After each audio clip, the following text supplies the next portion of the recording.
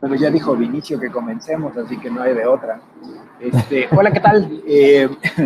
Bienvenidos todos a la última sesión de este año del seminario Súmate.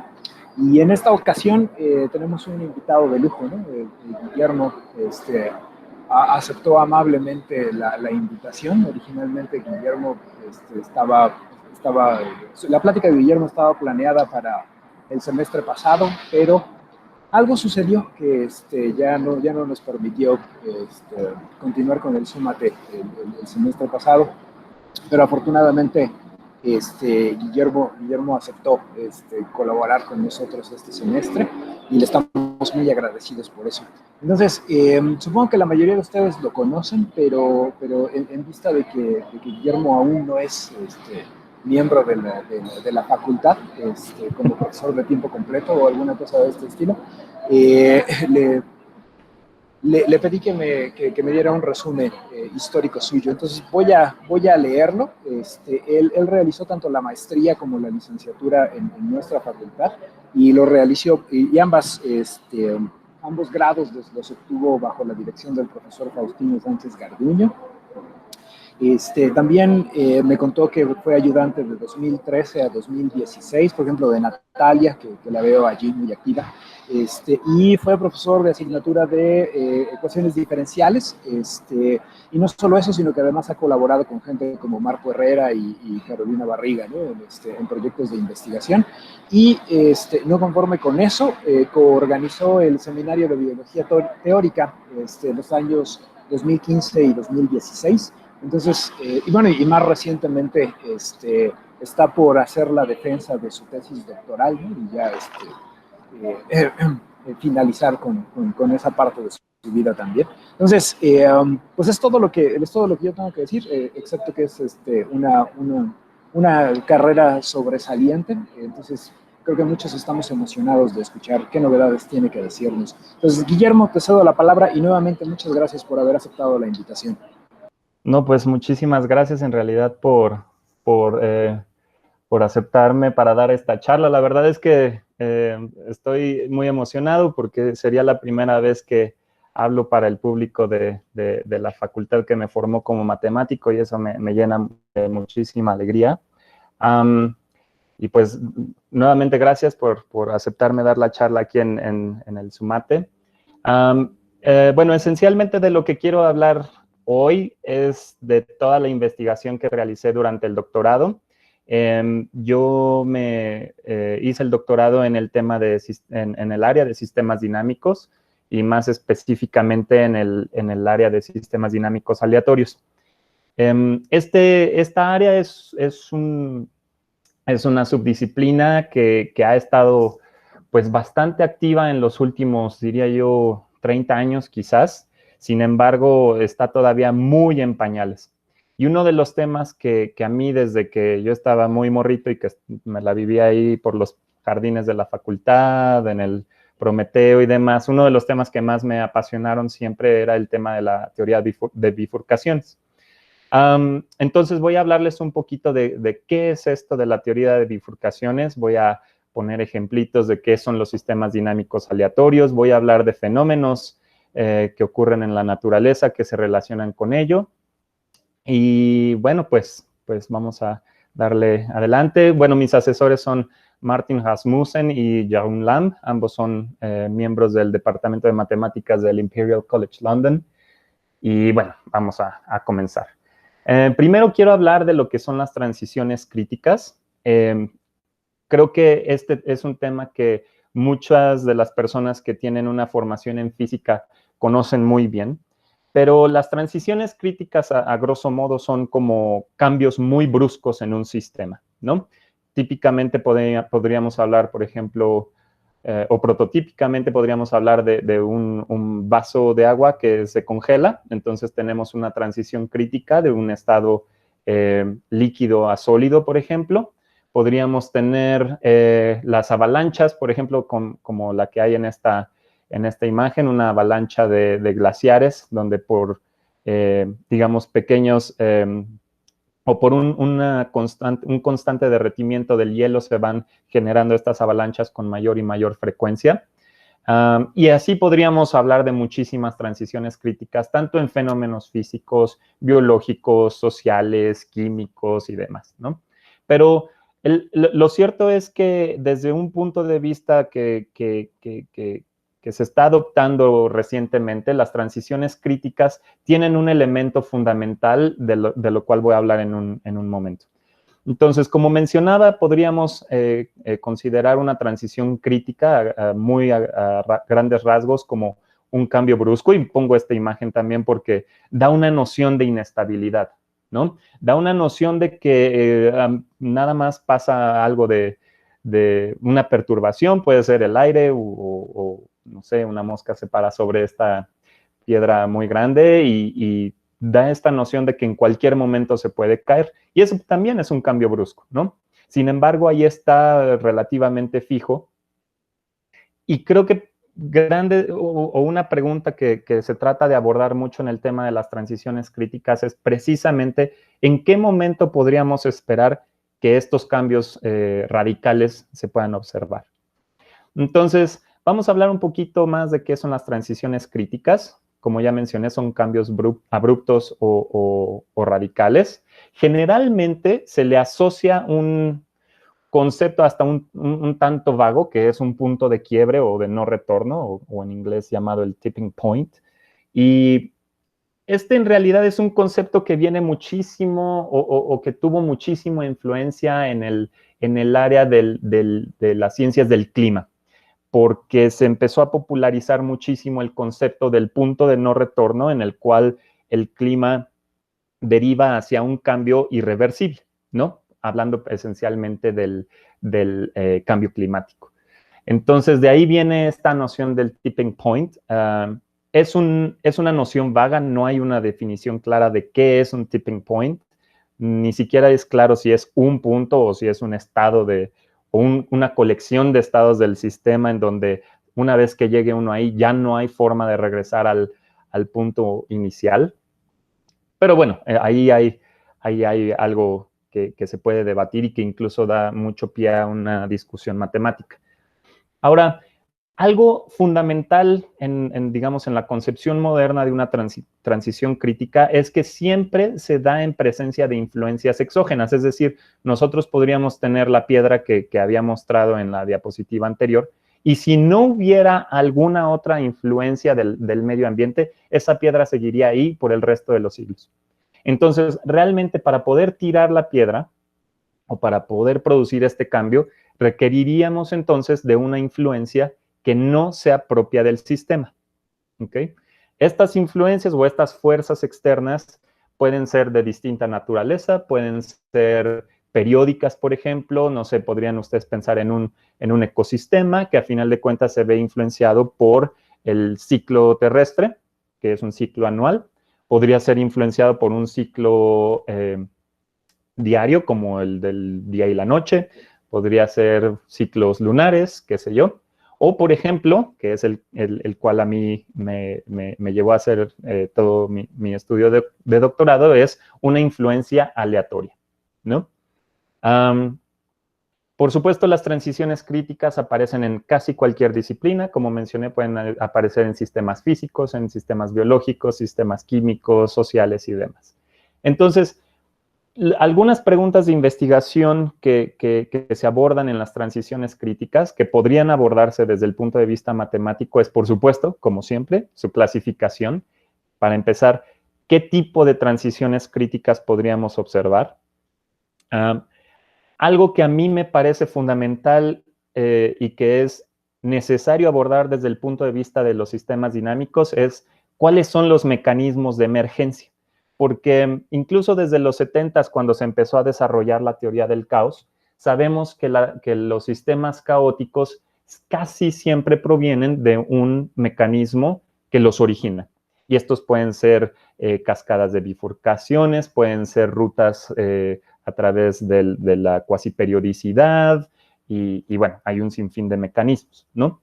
Esto también es importante abordarlo en el tema de las transiciones críticas, y que creo que no se ha hecho lo suficiente. Por supuesto, también es, bueno, cómo cuantificar una transición crítica y finalmente es cómo predecirlo, que ese es como el sueño dorado de todos los que se dedican a las ciencias del clima o a la ecología, es cómo podríamos anticipar una transición crítica, sobre todo porque para este tipo de sistemas podría significar precisamente un punto de no retorno. Entonces, este tema yo creo que se vio muy, no sé, como que se empezó a estudiar muchísimo desde muy diversos puntos de vista, a partir de distintas publicaciones de la gente que se dedicaba a la ecología.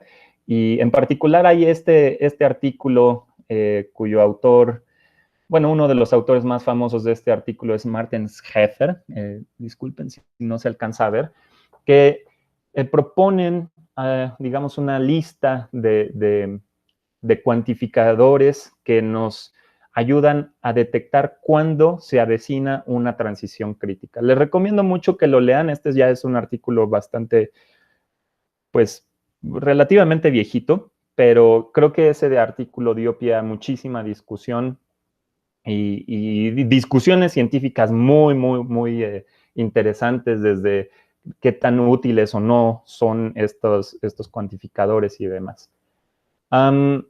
Yo quiero hablarles de una transición crítica que incluso mencionan en este artículo, que son los parpadeos o la intermitencia. Típicamente se ve así. Imagínense ustedes que tienen cierto sistema. Estos son muy comunes de encontrar, por ejemplo, en sistemas químicos, en donde una molécula puede tener dos configuraciones distintas. Esas configuraciones, por ejemplo, se podrían distinguir con la serie de tiempo azul, que pueden variar ligeramente, pero se mantienen cercano a cierta región. Entonces podrían pensar en esta región como un estado del sistema y esta otra como otro estado del sistema. Estos dos, por ejemplo, dependerían de los parámetros del sistema que estemos estudiando, y cuando empezamos a cambiar estos parámetros podemos observar una transición del azul al rojo, donde para valores intermedios del parámetro tenemos este comportamiento que es completamente distinto a los dos anteriores. Y estos son lo que le han llamado parpadeos o intermitencia. Entonces, parece ser que este fenómeno de la intermitencia ocurre en esa transición del estado azul al estado rojo. Y eso es lo que vamos a estar, lo que les voy a presentar en esta charla. Entonces, para eso voy a abordar el tema las herramientas de los sistemas dinámicos aleatorios, y pongo el huracán porque creo que podríamos coincidir que independientemente de qué creemos que es el azar o la aleatoriedad, si hay algo que definitivamente es azaroso, o tiene componentes azarosas, es el clima, ¿no?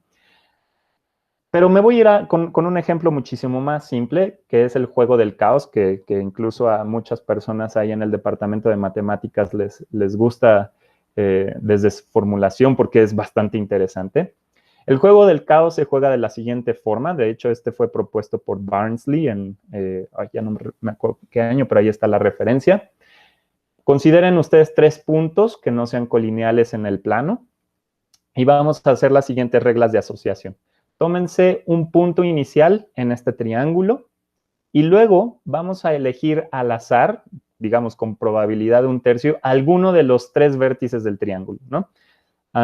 Una vez que elijan alguno de esos vértices, vamos a trazar el punto medio entre el punto inicial y el vértice que eligieron, y repetimos este proceso. Entonces, digamos, ustedes tienen aquí sus 3 vértices del triángulo. Ahí está su triangulito. Este es P0, P1 y es P1, P2 y P3. Y toman, no sé, un punto arbitrario en el triángulo.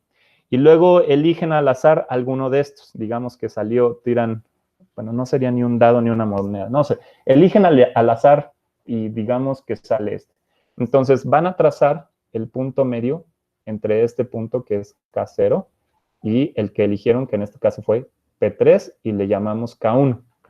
Entonces, ahora vamos a tomar este punto, elegimos al azar, digamos, no sé, digamos que ahora elegimos P2 y trazan el punto medio entre estos dos y este se va a llamar K2.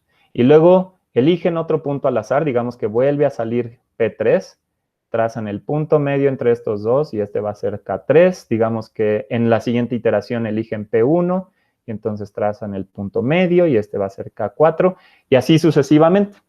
Entonces, una de las propiedades más bonitas de este juego del caos es que al final obtiene uno una imagen que todos conocen muy bien y es el triángulo de Sierpinski, ¿no? Que es un fractal, se le conoce todo a este fractal y demás, su dimensión de Hausdorff, etc. Este es esencialmente el juego del caos. Y pueden notar entonces que tenemos dos componentes. Tenemos una componente azarosa que es en cada paso elegimos un vértice del triángulo al azar, pero una vez que lo elegimos tenemos una regla determinista y es traza el punto medio entre el punto que ya tenías y el punto que elegiste al azar. Entonces, un sistema dinámico aleatorio tiene ambas componentes, el determinismo y una componente azarosa. Ok, entonces hay muchísimos otros ejemplos de sistemas dinámicos aleatorios. Uno que se conoce muy bien son precisamente las ecuaciones diferenciales estocásticas. Nada más que estas, a diferencia del juego del caos, se comportan, el tiempo es continuo, ¿verdad? Aquí, por supuesto, para que todo funcione, pues pueden pedir que los campos vectoriales F y sigma, pues tengan cierta regularidad, que sean Lipschitz, qué sé yo. Y otro ejemplo son los mapeos aleatorios. Por ejemplo, este es un mapeo en donde ustedes tienen, no sé, esta es una sucesión en R, donde el siguiente punto está definido por un mapeo determinista, pero además le agregan un número aleatorio a cada paso. Entonces, estas omega n's en realidad es una sucesión de variables aleatorias. Ok, entonces, los sistemas dinámicos aleatorios en realidad son un ejemplo de lo que conocemos como sistemas dinámicos no autónomos. ¿Ok? Voy a entrar un poquito en la formalización de qué es esto. Primero necesitamos un modelo de lo que es el ruido. Muy bien, entonces, independientemente de qué creemos que es el azar o el ruido, vamos a formularlo de la siguiente forma. Vamos a considerar un espacio de probabilidad y vamos a considerar un sistema dinámico clásico, que es precisamente el que obedece esta regla, ¿ok? Y para que todo funcione, vamos a pedirle que sea P invariante. Entonces, en realidad estamos pidiendo que el ruido sea un sistema dinámico, pero que además de todo, podamos empezar a hacer teoría ergódica ahí. Muy bien, entonces, esto es nuestro modelo del ruido. Y luego vamos a tener un espacio de estados, que es en donde vamos a estar observando el sistema. ¿Qué es un sistema dinámico aleatorio? Pues vamos a tener precisamente esta combinación entre el determinismo y el azar. Vamos a tener una función que vamos a llamarle phi y debe satisfacer, por supuesto, cuestiones de medibilidad para que podamos hacer matemáticas con él, pero además la regla de asociación o de composición es la siguiente. Al tiempo cero, simplemente es la identidad, es decir, no ha avanzado el tiempo. Si no ha avanzado el tiempo, donde iniciamos, ahí nos quedamos. Y tenemos que ver cómo hacer la composición o cómo hacer la evolución del tiempo para tiempos posteriores. Entonces, digamos, si queremos saber cuál va a ser el estado del sistema al tiempo t más s, pues no es otra cosa más que avanzar el tiempo primero s unidades de tiempo y luego t unidades de tiempo. Pero recuerden que en nuestro modelo del ruido también hay una componente dinámica. Entonces, si ya avanzó s unidades de tiempo aquí, tenemos que iniciar con s unidades de tiempo aquí en el ruido. Muy bien. Y esto debe ser cierto para todo omega, t y s, donde esta t mayúscula o t bonita es el tiempo. Puede ser los naturales o pueden ser los números reales. Entonces, vamos a ver el ejemplo del juego del caos desde este punto de vista. Vamos a tener tres funciones. Vamos a tener la que nos asocia el punto medio entre cada uno de los vértices y el punto X. Muy bien, entonces, según si este es P1, pues es el punto medio entre X y P1, o P2, o P3. Vamos a tener ahora un conjunto delta, que simplemente va a ser nuestra colección de índices 1, 2 y 3, y una medida de probabilidad en este conjunto, que es simplemente asociarle un tercio a cada uno de estos elementos, ¿no? Eso es simplemente la distribución uniforme en un conjunto discreto. Entonces, ¿qué hacemos? Vamos a tomar la sucesión, o todas las sucesiones, cuyas entradas sean valores 1, 2 o 3. Muy bien. ¿Cuál va a ser nuestro sistema dinámico actuando en este espacio del ruido? Pues, bueno, por supuesto le podemos poner una sigma álgebra, que es la clásica, la de Borel, la generada por los cilindros, y nuestra probabilidad va a ser la medida producto. Entonces, con esto, nuestro modelo del ruido simplemente estamos diciendo, nuestras sucesiones son idénticamente distribuidas y son independientes entre sí. Esta es la formalización probabilística de eso, ¿verdad? Y ahora nuestro espacio de estados es el triángulo, precisamente el triángulo con vértices P1, P2 y P3. Muy bien. Bueno, sí, nuestro mapeo que actúa en el espacio de probabilidad omega es el mapeo shift o el mapeo desplazamiento, que es simplemente borras la primera entrada, ¿verdad? La clásica. Y digamos, nuestro sistema dinámico aleatorio es, tomas una sucesión que va omega 0, omega 1, omega 2, y así sucesivamente. Y entonces lo que va a ir haciendo es, esta es nuestra sucesión omega, lo que va a ir haciendo es leyendo cuáles son los símbolos que hay en esta sucesión, y esa es la sucesión de mapeos que vas a ir aplicando. Entonces sería, si omega 0, bueno, lo que sea omega 0, aplicamos primero ese, luego aplicamos el omega 1, luego aplicamos el omega 2, y así sucesivamente hasta el n-1. Y eso es nuestro mapeo, nuestro sistema dinámico aleatorio. Muy bien, entonces hay una forma de formalizar todo este juego. Muy bien, entonces vamos ahora a adentrarnos al tema que realmente quiero discutir aquí, que son las bifurcaciones. Muy bien, voy a empezar con un mapeo determinista muy simple, que espero logren verlo, creo que está un poquito chiquito, pero es este mapeo rojo. Simplemente vamos a considerar esta función sigmoidal, que aquí tienen su fórmula, es esta. ¿Okay? Esta es la función rojita. Y vamos a agregar un parámetro A. Entonces, el parámetro A lo único que hace es desplazar la curva roja hacia arriba o hacia abajo, según su valor. Entonces, tenemos otro parámetro B que vamos a asumir que es fijo. Y podemos hacer lo que conocemos como el diagrama de bifurcaciones. ¿Qué es un diagrama de bifurcaciones? Aquí simplemente vamos a poner en el eje horizontal el parámetro A y en el eje vertical vamos a poner los puntos de equilibrio. Es decir, si yo tengo este parámetro aquí A e inicio en este punto, ese es un punto de equilibrio. Significa que cada vez que itere el sistema, ahí me voy a quedar y no me voy a mover nunca. Aquí la ventaja es que tenemos también la componente dinámica donde nos dice, bueno, si yo empiezo con esta condición inicial, simplemente me voy a ir acercando a este punto de equilibrio. Si yo empezara con este valor del parámetro y este punto inicial, pues me voy a ir acercando a este punto de equilibrio. Acá tenemos una rama de esta curva que puse con crucecitas y de otro color, porque estos también son puntos de equilibrio. Este, por ejemplo, es un punto de equilibrio para el valor del parámetro A igual a 0, pero este es un punto de equilibrio inestable. ¿Qué significa? Que si yo empiezo cerquita, pero sin ser exactamente este equilibrio, digamos que ahora tomo esta condición inicial, me voy a ir alejando hasta llegar a este otro equilibrio que está en esta rama superior. Si yo empezara por aquí, me voy a ir alejando y voy a llegar al equilibrio que está en esta rama inferior. Muy bien. Entonces, y así pueden uno hacer toda la dinámica variando el parámetro A. Muy bien, entonces esta es simplemente una forma gráfica de cómo ver los distintos tipos de comportamiento que tenemos al ir cambiando el parámetro A.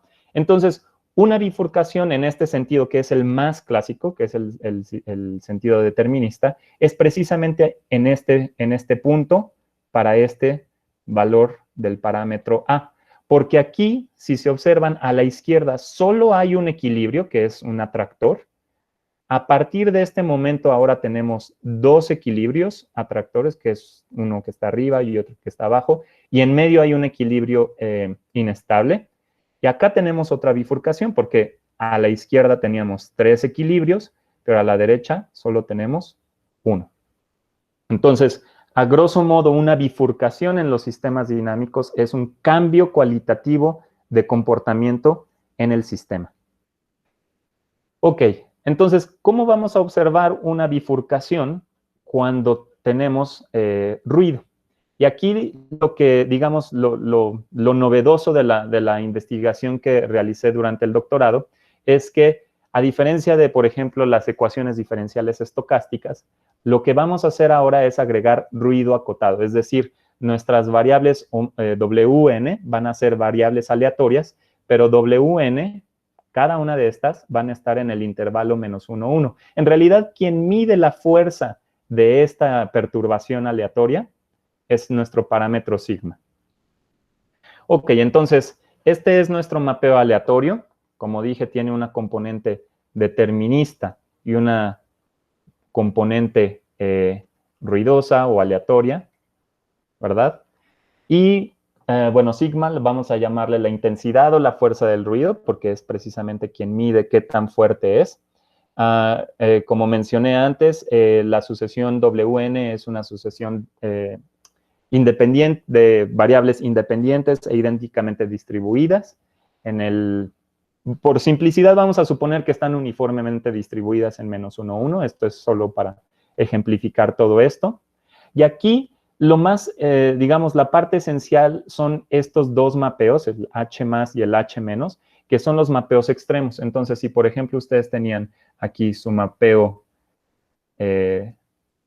A más T de X, el H más es el valor máximo que puede tomar, es decir, cuando el Wn es igual a 1, y el H menos es el valor mínimo que puede tomar, que es cuando W es -1. Entonces, este sería A más T de X menos sigma, y este es A más T de X más sigma.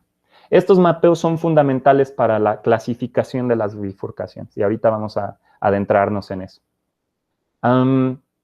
Entonces, vamos a observar las bifurcaciones de los conjuntos invariantes minimales. Vamos a eso. Para empezar, ¿qué es un conjunto invariante? Bueno, aquí tómense una condición inicial X y ustedes le aplican el mapeo determinista T de X y digamos que avanza a este punto.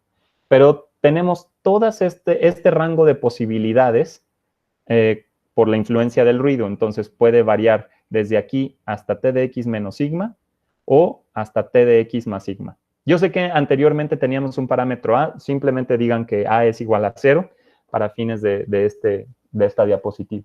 Entonces, este es todo el rango de posibilidades que tenemos como, digamos, como salidas de nuestro mapeo aleatorio. Y ahora, una vez que tenemos este intervalo, a todos estos le aplicamos el mapeo determinista T y variamos todas sus posibles perturbaciones aleatorias con Wn. Entonces, por ejemplo, aquí tenemos T2 de X, pero puedes variar desde T2 de X menos sigma hasta T2 de X más sigma, o por ejemplo, le aplicamos el mapeo determinista y tiene todas estas variaciones. Podemos aplicarle el mapeo determinista y tenemos todas estas variaciones, qué sé yo. Entonces, lo que vamos viendo es que iniciamos con un punto X, pero después nos da un intervalo o una colección de intervalos, y luego en realidad tenemos una dinámica de conjuntos, no de condiciones, no son puntuales, sino son conjuntos. Esto es lo que conocemos como la dinámica con valores conjuntistas. Entonces, ¿qué es un conjunto invariante? Es cuando si ustedes se toman un conjunto y se fijan en todas las los posibles resultados que tienen de aplicarle el mapeo aleatorio, ese conjunto se queda igual, que es lo que tenemos aquí, esta definición. Entonces, ¿cómo podríamos clasificar los conjuntos invariantes? Bueno, bajo la hipótesis de que nuestro mapeo determinista T sea invertible, como el que teníamos. ¿Se acuerdan que el mapeo determinista era sigmoidal? Entonces, en realidad es invertible. Podríamos dar una clasificación de esto. Para empezar, todo conjunto invariante resulta ser la unión finita de intervalos disjuntos e invariantes. Esto significa que podríamos restringirnos a estudiar simplemente intervalos invariantes. Y si tenemos entonces uno de esos tipos de intervalos, resulta ser que los extremos de esos intervalos son puntos fijos de los mapeos extremos que había mencionado yo anteriormente. Entonces, la descripción geométrica de los conjuntos invariantes minimales, es decir, aquellos que ya no poseen ningún conjunto invariante dentro de ellos, está dado por el siguiente teorema. Un intervalo compacto, x menos x más, es invariante minimal si y solo si ocurre que, como ya mencionamos, los extremos son puntos fijos de los mapeos extremos y entre esos dos ya no hay puntos de equilibrio. Entonces, fíjense en, aquí hay varios valores del parámetro sigma. Aquí, como siempre, esto es nuestro valor t de x, que es la gráfica punteada en rojo. Espero puedan verlo. Y me voy a fijar solo en las moradas para fines de esto. Aquí, si se dan cuenta, estamos viendo dónde está el punto fijo. El punto fijo es la intersección de la recta identidad con la gráfica, ¿verdad? Porque ahí tendríamos h más de x es igual a x, es la intersección. Y si se dan cuenta, antes de eso, ya no hay ningún otro equilibrio. Para el mapeo, es t de x más sigma. Acá tendríamos t de x menos sigma en el mismo color. Pero si se dan cuenta, aquí no hay ninguna intersección con la identidad, sino hasta acá. Entonces, todo esto está pintado en este rectángulo grande, y esto representa el conjunto invariante minimal, según el teorema anterior, para este valor del parámetro sigma. Sin embargo, si ustedes cambian el valor del parámetro sigma, por ejemplo, a esto que está pintado en azul, aquí tenemos una intersección con la recta identidad. Déjenme cambiar el color. Una intersección con la recta identidad, otra intersección con la recta identidad, y en medio ya no hay puntos de equilibrio. Entonces, este intervalo es un conjunto invariante para ese valor del parámetro. Lo mismo ocurre aquí. Aquí tenemos dos intersecciones en ese orden, en medio ya no hay equilibrios, entonces este también es un conjunto invariante minimal. Entonces, hagan ustedes el cambio de la peliculita, ¿verdad? Tienen este caso rojito y van aumentando el valor de la fuerza del ruido sigma, y estos conjuntos se van haciendo más grandes, como por ejemplo el que tengo aquí pintado acá. Van creciendo hasta llegar a estos valores, o hasta llegar a estos intervalos, y después se fusionan.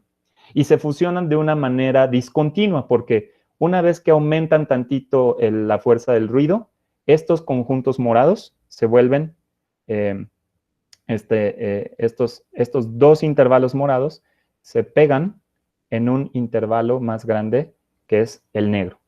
Tantito que le agreguen más a la fuerza del ruido y se fusionan de una manera discontinua.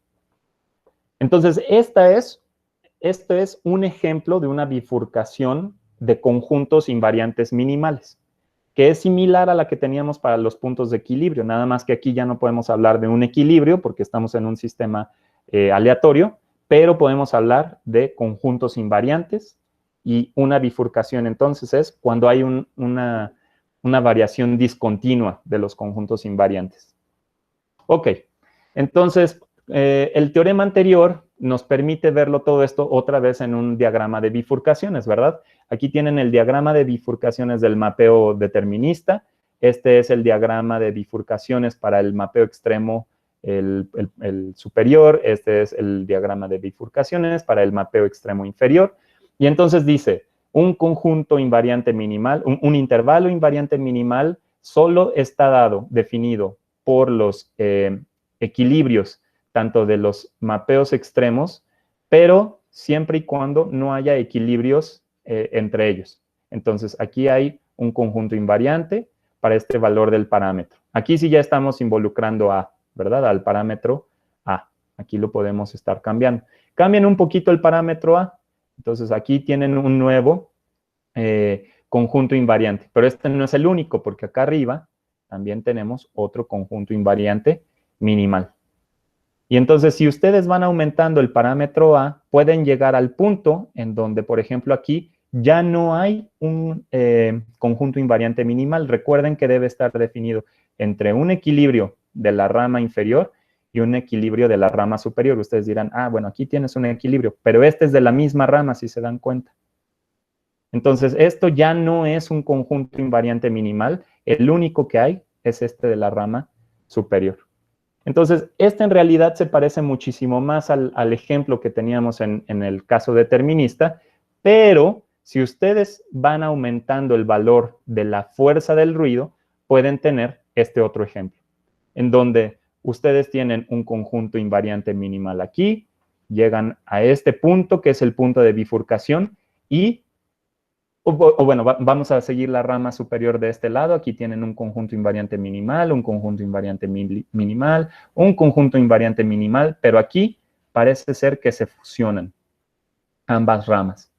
Entonces, aquí tenemos una discontinuidad de los conjuntos invariantes y esto se traduce también en un tipo de comportamiento en las series de tiempo de nuestro sistema, ¿verdad? Porque ¿cómo se vería esto? Por cierto, este es el caso en donde decimos que aparecen los parpadeos, o en inglés le llaman flickering. Entonces, ¿cómo se vería esto en la serie de tiempo? Precisamente aquí es cuando estamos en la rama inferior, esto es cuando estamos en la rama superior, pero para valores intermedios podríamos tener que digamos, parpadear o estar, digamos, tener un comportamiento intermitente entre ambos estados del sistema, ¿no? Que sería el caso verde. Esto en términos también de las medidas estacionarias del sistema, o la distribución estacionaria, se vería así, ¿no? Para cierto valor del parámetro, nos mantenemos solo en esta región. Para otro valor del parámetro, nos mantenemos solo en esta región. Y para valores intermedios, podríamos ir brincando de un lado al otro. Y esto es lo que nos da la noción de intermitencia. Ok, también podríamos dejar fijo el parámetro A y cambiar la fuerza del ruido. Si la fuerza del ruido es 0, entonces el sistema es completamente determinista y solamente tenemos equilibrios. Al ir aumentando el valor de la fuerza del ruido, los conjuntos invariantes van creciendo hasta llegar a este punto crítico, ¿verdad? A este punto crítico en el valor del parámetro. Y tenemos una fusión de ambas ramas que nuevamente es discontinua. Ok, entonces hablemos un poquito de lo que observamos antes. Vamos a hablar de las medidas estacionarias. Las medidas estacionarias son relevantes porque en términos de sistemas dinámicos es lo que nos permite hacer estadística.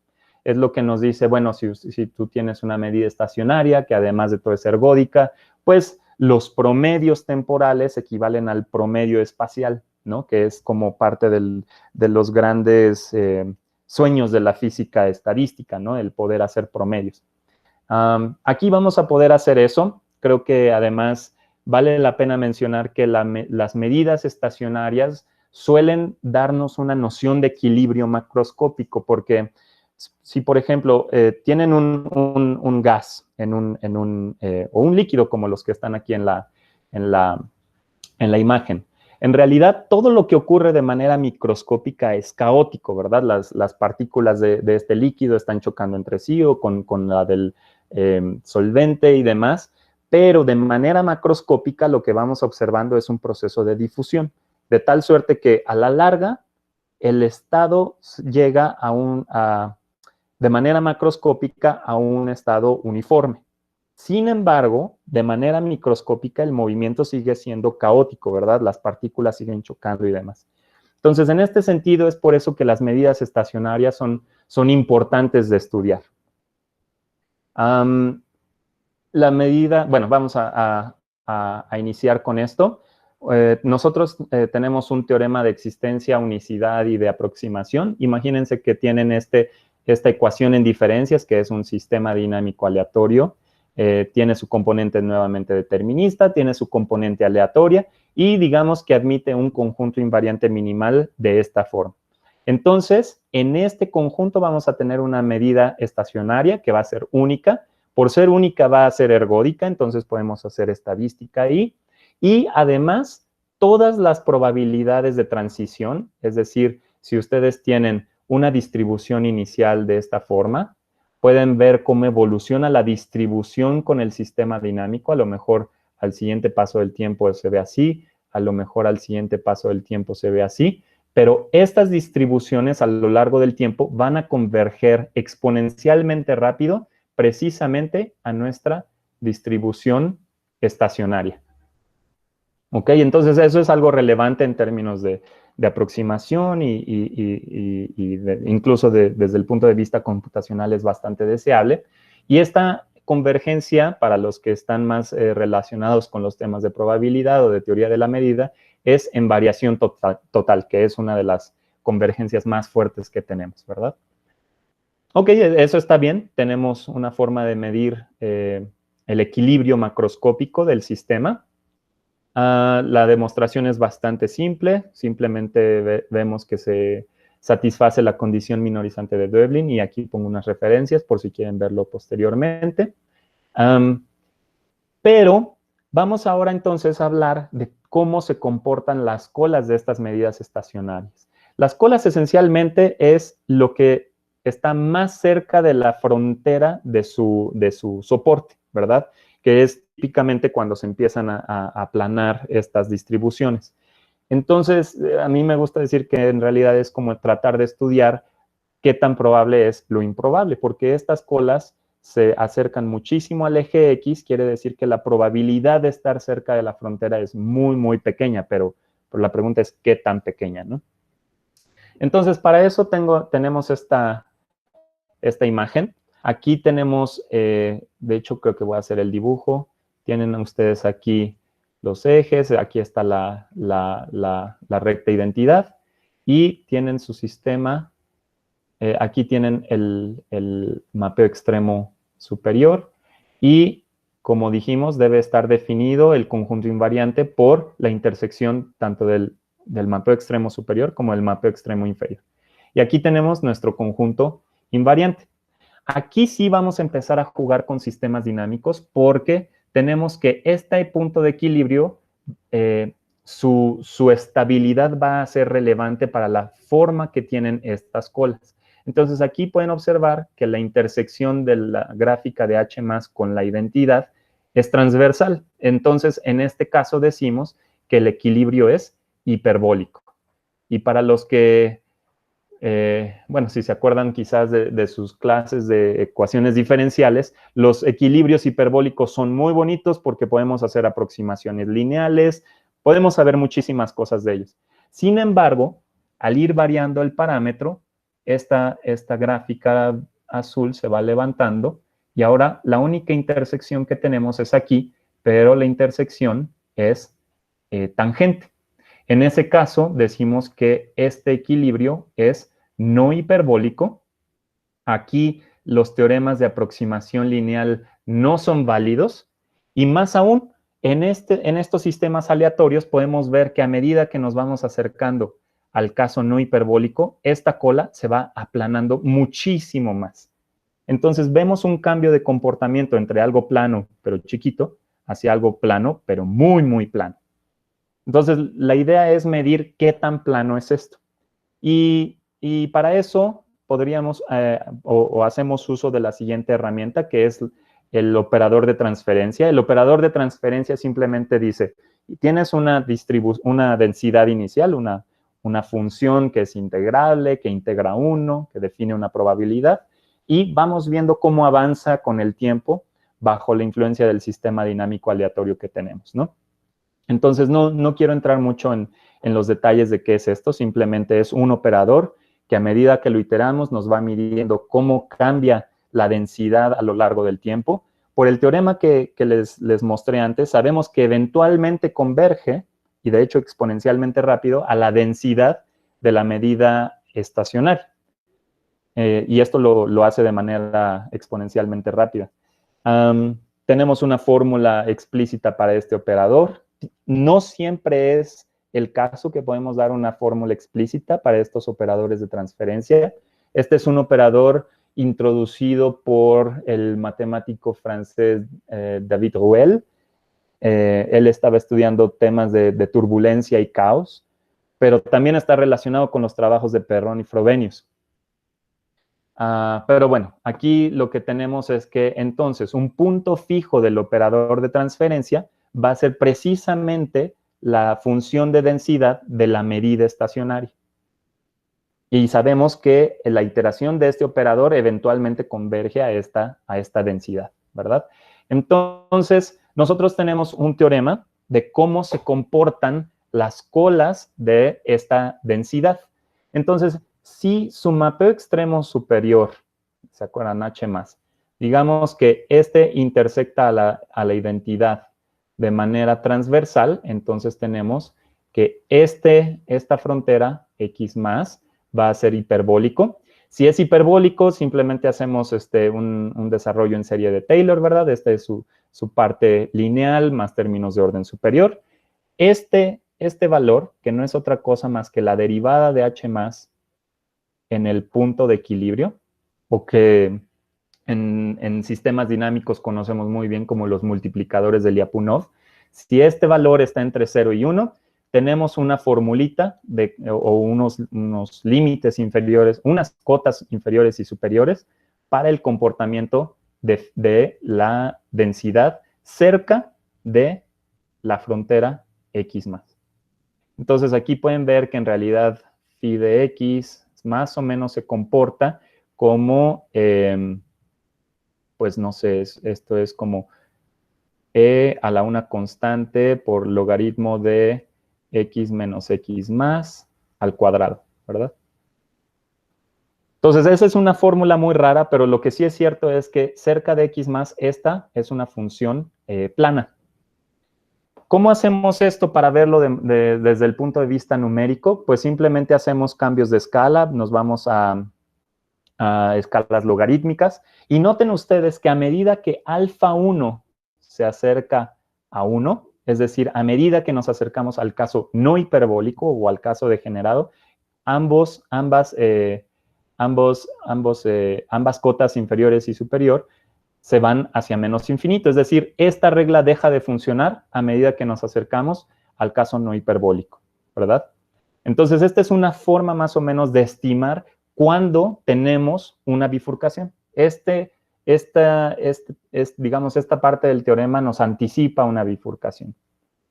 Ok, entonces, como les dije, podemos ver esto desde un punto de vista numérico. Simplemente hacemos ahí unas manipulaciones algebraicas con logaritmos para poder graficar en ciertas escalas logarítmicas. Y aquí tenemos las predicciones teóricas, estas dos curvas azules. De hecho, tengo una curva verde porque es una mejor cota que encontré hace no mucho, pero préstenle atención simplemente a las azules por el momento y vemos que, en efecto, el cálculo numérico se queda entre esos dos valores. Yo esperaba que en realidad se acercara a uno solo, pero bueno, pues parece ser que hasta ahora no podemos dar explícitamente un límite. Ok, entonces también tenemos fronteras no hiperbólicas o de tipo nodosilla. Entonces aquí no tenemos parte lineal, excepto la que corresponde a la identidad, y tenemos que comenzar con términos cuadráticos. Aquí este va a ser un valor positivo, ¿no? Y noten ustedes que tenemos otra regla, otra ley con la que podemos asociar la densidad phi de x a medida que nos acercamos a la frontera. Y aquí está involucrado este coeficiente alfa 2.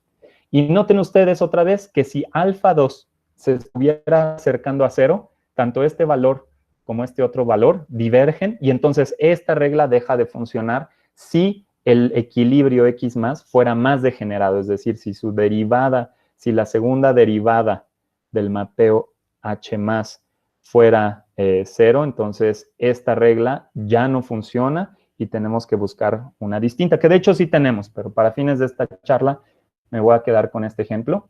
Podemos hacer nuevamente manipulaciones algebraicas para tratar de visualizar esto en unas escalas más apropiadas. Y noten ustedes que aquí sí se va pareciendo a una de las predicciones teóricas. Ahora la cosa es, bueno, pues hay que dar la demostración de alguna forma de que eso ocurre, ¿no? Ok, voy a concluir un poquito ya mi presentación. Quiero adentrarme entonces en el tema de cómo estimar el tiempo que nos va a llevar para escapar de un conjunto que antes era invariante, pero al aumentar el valor del parámetro deja de ser invariante porque, si se acuerdan, ocurre esta fusión de las dos ramas, entonces el sistema puede explorar una región más grande del espacio de estados.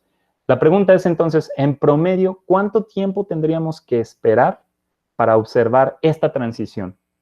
De haber estado confinados en una región del espacio de estados para poder explorar una región distante. Entonces, para poder, digamos, un poco redondear lo que teníamos antes, aumentar el valor del parámetro sigma, que era la fuerza del ruido, esto conlleva a una bifurcación prototípicamente de los conjuntos invariantes minimales. El parpadeo entonces se puede considerar precisamente como un fenómeno que es inducido por ruido, y en este caso estamos hablando de ruido acotado, que es muy distinto a los fenómenos que ocurren en ecuaciones diferenciales estocásticas, porque aquí sigma estrella, que era nuestro valor de bifurcación, no tiene por qué ser chico.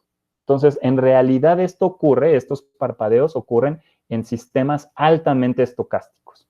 Y para todos los que se dedican a ecología, esto es algo que se conoce bien, ¿verdad? Porque los sistemas ecológicos son precisamente altamente estocásticos. Ahora bien, una vez que estamos más allá de la bifurcación, ¿cuánto tiempo hay que esperar para observar los parpadeos? Y vamos a adentrarnos en este tema. Entonces, aquí tengo un ejemplo de cómo ocurre. Aquí tenemos nuestra gráfica de H más de X, que otra vez es T de X más sigma, ¿verdad? Este es T de X. Y los punteados en realidad corresponden al caso de la bifurcación, ¿verdad? Que es, si se acuerdan, cuando la línea punteada intersecta tangencialmente a la identidad. Entonces, noten ustedes que con la curva sólida sí tenemos probabilidad de escapar, incluso, no sé, podríamos irnos un poquito más abajo, pero eventualmente vamos a escapar de lo que anteriormente era invariante. Entonces, ¿cuál es el tiempo en promedio que eso nos va a llevar? Para eso necesitamos una herramienta probabilística, que son las medidas cuasi estacionarias. No quiero adentrarme mucho en este tema, solo vean ustedes la definición. No es otra cosa más que la definición de una medida estacionaria siempre y cuando restringamos al sistema a permanecer en nuestra región que nos interesaba. Entonces, si este era nuestro conjunto que antes era invariante, vamos a llamarle M. Entonces, este es nuestro nuevo estado, nuestro conjunto de estados que nos interesa, del cual sí podemos salir, pero si condicionamos al sistema a permanecer, esta no es otra cosa más que la definición de una medida estacionaria, ¿verdad? Solo que con una restricción. Entonces, con esto podríamos hacer muchas más, podemos hacer matemáticas, podemos hacer análisis de tipo probabilístico. Me voy a ir apurando porque me quedan muy pocos minutos. El punto es que podemos demostrar de manera similar a lo que teníamos antes, que existe una única medida cuasi estacionaria, que tenemos convergencia exponencialmente rápida para cualquier distribución inicial, y como consecuencia tenemos esto. Y esto es algo que a mí me gusta mucho, este valor lambda, porque lambda va a ser un valor propio de un operador, una modificación del operador de transferencia ¿no? Vamos a llamarlo a este. Este es el operador de transferencia condicional. Entonces, lo que estamos aquí haciendo con este operador de transferencia condicional es medir la evolución de las densidades o de las distribuciones del sistema con el tiempo, pero con cada paso de tiempo, con cada unidad de tiempo que pasa, perdemos masa dentro del sistema. Es decir, sí hay órbitas del sistema que se logran escapar, entonces no preserva digamos, las integrales, es decir, las probabilidades. Si ustedes inician con una distribución de probabilidad, al siguiente paso ya no es distribución de probabilidad porque hay partes del sistema que se escaparon. Entonces perdemos ¿cómo decirlo? Masa en ese sentido. ¿Cuánta masa perdemos? Pues está medido por este valor propio de este operador lineal y de hecho hay una forma probabilística de calcularlo que es esta. Entonces, aquí hay una relación entre la bifurcación del sistema, el análisis funcional asociado al sistema y la geometría del sistema. Entonces, bueno, para no hacer el cuento largo, tenemos este valor propio. Es importante porque el valor propio nos da precisamente el tiempo esperado de escape. Si tau es el escape y si tenemos una medida cuasi estacionaria como distribución inicial, entonces el tiempo promedio que hay que esperar para que esto ocurra es 1 entre 1 menos lambda. Y noten que depende de la fuerza del ruido, ¿verdad? Entonces, si nosotros graficamos lambda como función de la fuerza del ruido, vemos que es una función muy, muy plana, que se parece a 1, cuando aquí estamos en el punto de bifurcación. Este es sigma estrella. Se ve muy, muy plana. Y nuevamente, como en el caso de las colas de las densidades estacionarias, nos preguntamos, bueno, si es plana, ¿de qué forma? Y primero hicimos un ajuste lineal en escala log-log y vimos que parecía una recta con pendiente casi -1, pero resulta ser que esto es bastante falso. En realidad no hay una aproximación lineal de esta forma. En realidad el teorema está dado de la siguiente forma. Lambda de sigma se ve como 1 menos esta función. Aquí cambiamos son dos constantes bien definidas, pero más o menos está entre estas dos funciones. Y estas dos funciones son planas precisamente en 1 cuando sigma tiende a sigma estrella, que es lo que veíamos antes. Y entonces con esto nuevamente podemos hacer un análisis numérico, podríamos hacer manipulaciones ahí con logaritmos y ponerlo en una escala apropiada. Y a diferencia de lo que ya se conoce en ecuaciones diferenciales estocásticas, esta no es la típica forma que tenemos en la teoría de las desviaciones grandes. Entonces, esto realmente es algo muy único de los sistemas dinámicos aleatorios en presencia de ruido acotado. Entonces, ya nada más para terminar, voy a hablar un poquito de las perspectivas, de hacia dónde va esta investigación. Entonces, uno de los temas que a mí más me llaman la atención es qué pasa si además de tener ruido acotado, además tenemos una constante que varía periódicamente. Entonces, para los que hacen, por ejemplo, epidemiología o cosas de ecología o incluso de neurociencias, saben que cuando hay ruido y además hay variaciones periódicas de un parámetro, puede existir la resonancia estocástica. La pregunta también es cómo se mide esto en un sistema de esta naturaleza. ¿Cómo se podría, por ejemplo, también extender estos resultados a sistemas a tiempo continuo, pero en presencia de ruido acotado? Que otra vez no es necesariamente el caso de las ecuaciones diferenciales estocásticas. Esto requiere una teoría un poquito más complicada, diría yo. También podríamos pensar qué pasa con estos resultados que aquí presenté cuando el ruido en realidad tiene otra distribución que no es uniforme. Y ahí tenemos algunos resultados, solo nos falta abordar muchísimos otros casos. Y pues las preguntas dan para muchísima discusión. ¿Qué pasa cuando no tenemos una bifurcación como las que aquí presenté, si no tenemos bifurcaciones de otro tipo? ¿Qué pasa si el sistema determinista es caótico de inicio y tenemos ruido? Hay un montón de cosas que se pueden investigar. Y bueno, pues con esto termino. Aquí hay algunas referencias que supongo que puedo yo pasarles después la presentación por si quieren echarles un ojo de manera más detenida. Tengo que agradecer al Consejo Nacional de Ciencia y Tecnología y a Imperial College London porque gracias a ellos pude llevar a cabo mi doctorado con el financiamiento que me otorgaron. Y bueno, muchísimas gracias y pues eso, gracias y no sé si tengan preguntas. Muchas gracias, Guillermo. Lo mismo, ¿alguien tiene preguntas o comentarios? Natalia ya te está aplaudiendo. ¿Ninguna pregunta? ¿Ningún comentario? Felicitaciones, también se vale. Quejas mejor no, porque ya es...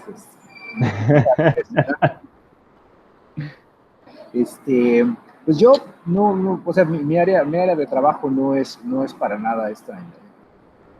Tú te formaste, pero en vista de que eres un joven académico, supongo que viene al caso preguntarte qué planes tienes para después. O sea, tú mencionabas que hay otras direcciones en las que puedes trabajar y a lo mejor ya tienes apalabrado un postdoctorado. No sé si te molestaría platicarnos un poquito de eso.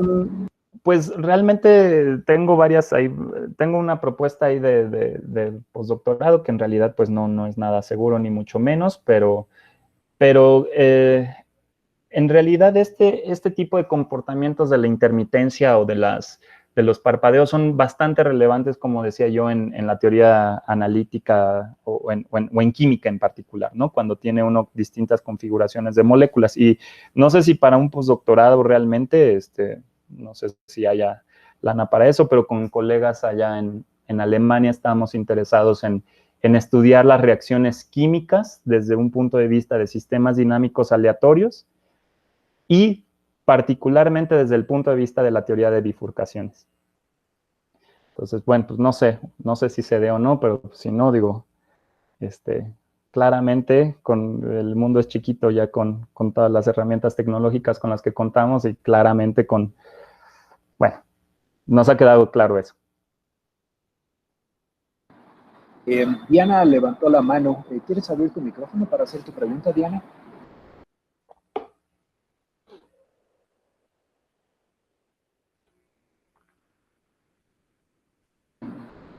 ¿Fue un accidente? Quizás. Sí, no se ve. Pues suena bastante emocionante, Guillermo. Suena bastante emocionante. Te deseo la mejor de las suertes y a menos que alguien más tenga una pregunta o quiera hacer alguna participación. Creo que Marco tiene una pregunta. Marco, ¿quieres abrir tu micrófono?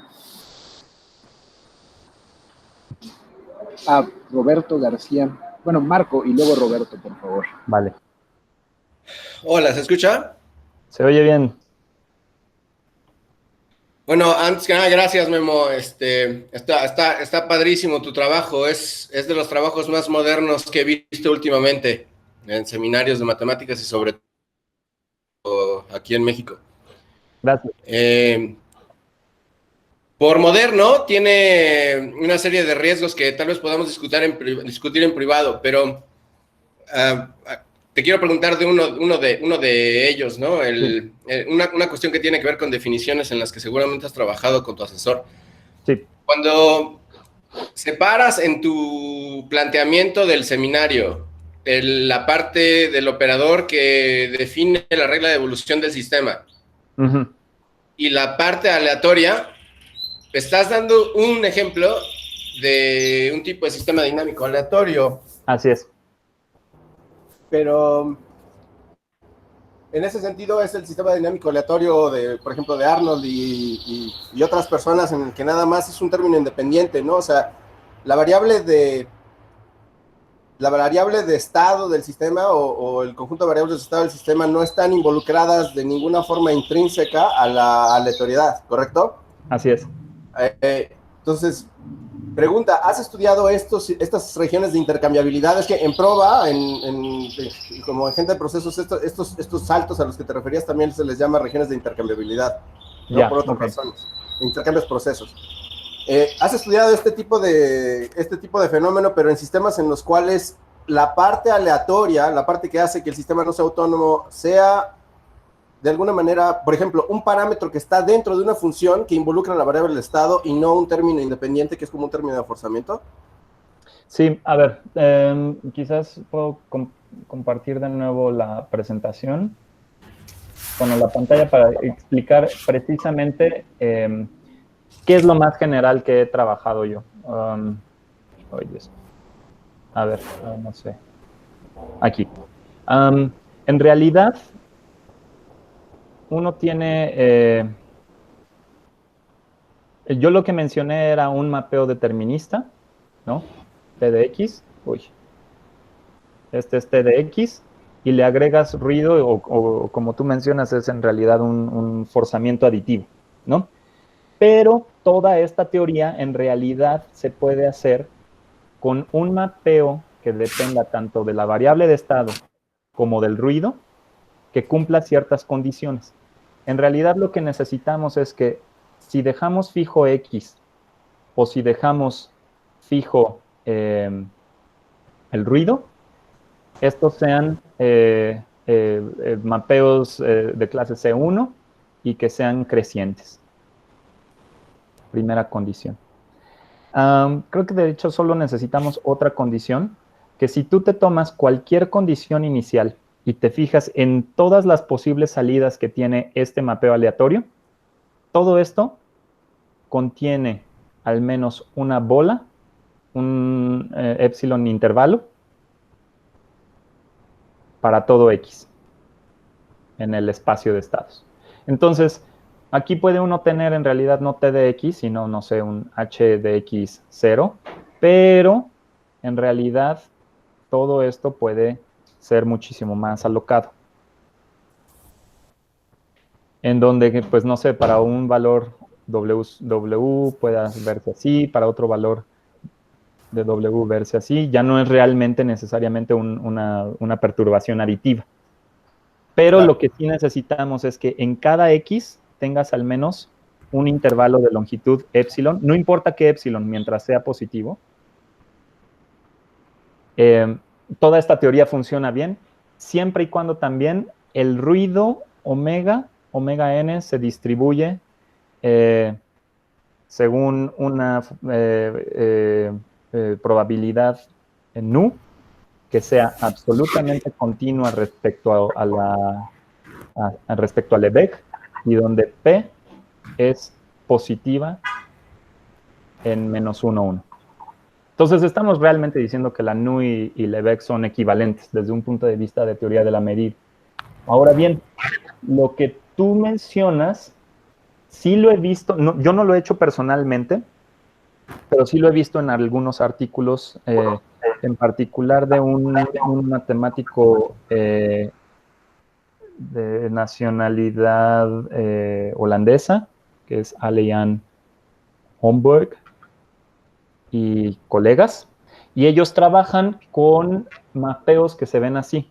Tienes el cuadrado unitario, 0, 1, aquí tienes la identidad, y tienes aquí algunos mapeos que se van por arriba y un mapeo que se va por abajo. Entonces vas a elegir, vas a ir un volado y decides si aplicas el mapeo de arriba o el mapeo de abajo en cada iteración. Si te das cuenta, aquí para los extremos 0 y 1, no tienes esta condición de tener un epsilon intervalo contenido, porque para ambos casos, para ambas funciones, tienes un punto fijo. Entonces aquí realmente la teoría no es aplicable, pero lo bonito de tener dos puntos fijos es que puedes hacer uso de teoría ergódica y de la teoría de los exponentes de Lyapunov asociados a cada uno de estos equilibrios de a de veras, ¿verdad? Porque una vez que empiezas ahí, no importa cuáles sean tus resultados con el azar, siempre te quedas ahí ya sea en 0 o en 1. Y resulta ser que vas a tener intermitencias que le llaman de tipo on-off, encendido y apagado, donde si empiezas en 0, te mantienes un muy buen rato en 0, pero tienes picos de salida. Pero la mayor parte del tiempo vas a estar en 0. Esto ocurre cuando el exponente de Lyapunov lambda, el exponente de Lyapunov, asociado al punto de equilibrio 0, vale 0. Entonces es cuando el equilibrio es, le llaman neutro, ¿no? No es atractor, no es repulsor, es neutro. Cuando eso ocurre tienes este tipo de intermitencias, pero es de otra naturaleza, es de tipo encendido-apagado. Esa es otra investigación. Yo no lo he hecho, pero sí se ha hecho. No sé si aclaré un poquito la duda. Sí, gracias. O sea, la siguiente pregunta era si habías trabajado con eso y si no tenías alguna referencia, pero ya diste la referencia. Ahí está, sí. Gracias. Entonces, yo tengo una pregunta de esto. Es más como de definición, es más como, no sé, no creo que sea filosófica, pero tiene un sabor así. Ajá. Cuando escribimos ecuaciones diferenciales y estudiamos sistemas dinámicos en el esquema determinista clásico, Sí. pues, en esencia nada más estamos utilizando muchos resultados que ya tenemos para ecuaciones diferenciales ordinarias o tal vez para parciales, y todo está basado en clasificaciones que casi siempre dependen de equivalencias topológicas, por ejemplo, ¿no? Uh-huh. Y tenemos diferenciabilidad y pues esas cosas son legales. En el Sí. momento en que empezamos a introducir variaciones paramétricas que no tienen por qué ser aleatorias para romper cosas, ya no tenemos diferenciabilidad, ¿no? Y el movimiento browniano es uno de los mejores ejemplos de eso, ¿no? Entonces Sí. no se vale hablar de ecuación diferencial. Sin embargo, muchos todavía escriben ecuaciones diferenciales para hablar de sistemas dinámicos que son aleatorios y que en realidad ya no tienen ese carácter asociado a la diferenciabilidad. Sí.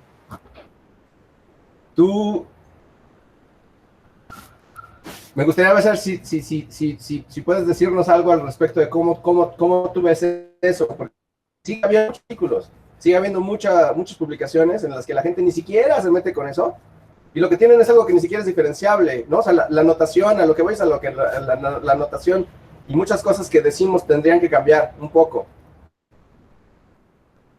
Entonces quiero saber cuál es tu punto de vista al respecto. Perdón, me perdí un poquito. Mi punto de vista respecto a cómo la gente modela. Pues, ¿cómo es que no está cambiando? Si es que tú piensas que se necesita un cambio pronto o qué. En este asunto de cómo escribimos los sistemas dinámicos aleatorios, ¿no? Porque no todos están escritos en ecuaciones diferentes como tú lo mostraste. Sí. Sí. Yo tengo una teoría de por qué esto ocurre. Y tiene que ver porque la teoría de las ecuaciones diferenciales estocásticas es una teoría que tiene muchísima tradición. O sea, estamos hablando de que la teoría del movimiento browniano es de inicios del siglo XX, más o menos. O sea, mínimo tenemos al menos unos 100 años que la teoría de las ecuaciones diferenciales estocásticas se ha desarrollado, y tenemos el cálculo de Ito, el cálculo de Stratonovich, tenemos fórmulas, tenemos un montón de cosas, ¿no? Para el tiempo discreto, como siempre ocurre con los sistemas dinámicos a tiempo discreto, las cosas son bien difíciles de calcular explícitamente. Entonces, por ejemplo, si uno quiere estudiar las densidades estacionarias de una ecuación estocástica, pues agarras la famosa ecuación de Fokker-Planck, ¿no? Que es una ecuación diferencial parcial. Si quieres encontrar la estacionaria, pues haces la derivada respecto al tiempo cero, y para los casos en una dimensión se puede resolver, ¿no? Incluso tienes fórmulas explícitas y demás. Para el ejemplo más fácil de un mapeo, de un sistema dinámico a tiempo discreto lineal, no hay una fórmula explícita. No existe. Ni siquiera para el más fácil. Entonces, a mí me parece que el evadir este tema, más allá de que, por supuesto, pueda no ser debido a que pues, el modelo no se presta a que sea a tiempo discreto, por ejemplo, tiene mucho que ver con que no tenemos herramientas analíticas suficientemente buenas o suficientemente explícitas, no sé cómo decirlo, para poder trabajar con ellas. Entonces, por ejemplo, yo aquí les mostré los resultados de mi doctorado, pero detrás de eso hay un montón de teoría que es preciosa. Bueno, ¿quién soy yo para decir si es bonita o no, verdad?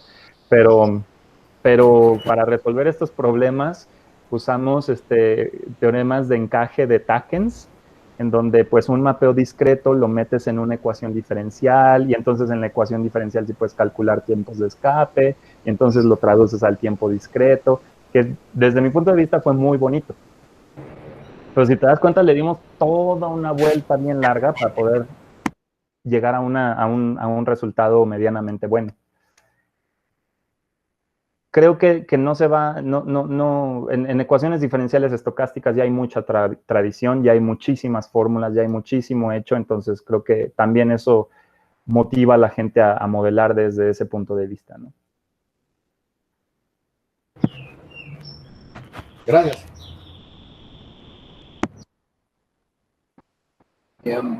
Roberto García, ¿quieres hacer tu pregunta? Y una disculpa por haber confundido las manitas en alto.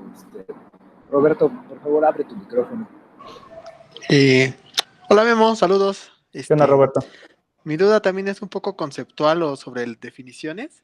Sí. Y es que hay un concepto que no acabo de entender, que no sé, a ver, ahorita quizá Marco también quiera entrarle, que es un concepto que manejan los físicos, bueno, algunos físicos sobre la criticalidad autoorganizada, o no sé si has escuchado hablar sobre ese tema. Sí, sí, sí. Y que justo, pues, también viendo tu plática nuevamente, pues es como Marco y yo hemos tenido discusiones sobre, pues, que es como lo que nos están mostrando, como estar cerca de un punto de bifurcación, ¿no? Y entonces, pues, no sé, ahí siempre ha habido conflicto con esas definiciones que ya son bastante, parece que son bastante usadas en sistemas complejos y, no sé, como modelos más formulados o planteados por físicos. Entonces no sé si tú hayas escuchado eso, si quieras como, porque, o sea, mi idea es que es lo mismo, ¿no? Solo que es una cuestión de nomenclatura y de aclarar definiciones, pero no sé, a lo mejor no entiendo bien la diferencia o a lo mejor no entiendo bien a qué se refieren ellos con criticalidad y yo lo entiendo como justo bifurcación, pero Sí. no sé si quieras comentarnos algo al respecto. Sí, yo recuerdo, digo, de eso ya tiene mucho que lo leí, que estudié eso cuando estaba principalmente en la maestría ahí en la UNAM. Yo también tengo esa sensación que desde el punto de vista matemático, las transiciones de fase o las transiciones críticas casi siempre tienen como mecanismo subyacente una bifurcación de un sistema dinámico. Yo aquí lo que mencionaba es que la noción moderna de una transición crítica, es sí se estudia desde el punto de vista de una influencia externa. No sé si es por los congresos a los que he ido o las referencias que he leído, pero como que toda la dirección o todos los esfuerzos para estudiar transiciones críticas hoy en día van en esa dirección, de estudiar cambios de comportamiento en presencia de, por ejemplo, perturbaciones aleatorias o perturbaciones periódicas o incluso perturbaciones monótonas de distinta naturaleza. Realmente yo no sé qué tanto encaje de nuevo en la conversación, digamos, más clásica de las transiciones de fase o las transiciones críticas. Sí creo que de naturaleza son esencialmente distintas. Lo que yo hice, por ejemplo, y lo que presenté fue algo muy similar a lo que se hace en estos estudios de criticalidad en física, que es acercarnos al parámetro de bifurcación o al parámetro, ¿cómo le llaman? Pues sí, al parámetro crítico que se le llama en física, ¿no? Lo cierto es que también, pues, uno hace eso porque son las, lo que analíticamente es un poco más fácil de tratar. Estar cerca de puntos de control y demás, pero sí tienen que ver, pero yo diría que lo que ahora se está haciendo en ese tema va más allá digamos, de la discusión clásica de los sistemas deterministas y autónomos.